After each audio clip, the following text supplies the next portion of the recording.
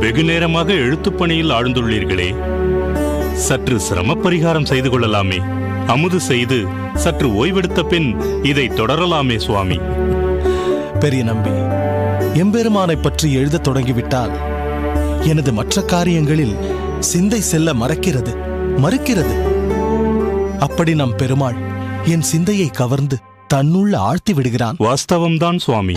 தாங்கள் இது போன்ற பகவத் அனுபவங்களை எங்களைப் போன்றவர்களுக்கு அருளும் போது நாங்களும் எங்கள் நிலை மறந்து கேட்கிறோம். பெருமாளை பற்றிய விஷயங்கள் அத்தனை ருசிகரமானவை, ஆனால் திகட்டாதவை. அதைத்தான் ஸ்தோத்திரங்களாக ஓலையிட்டுக் கொண்டிருக்கிறேன். ஆஹா, ஸ்தோத்திரங்கள் என்பது பல வகை வாசனை மலர்களைக் கொண்டு கட்டப்படும் மாலை போன்றது. அனைத்து தத்துவங்களுக்கும் முடிவான இலக்கு பெருமாள் ஒருவனே என்ற வகையில் ஸ்தோத்திரங்களை மாலையாக சூட்டும் பொழுது எம்பெருமானின் கல்யாண குணங்கள் நன்கு விளங்கும் இல்லையா சுவாமி?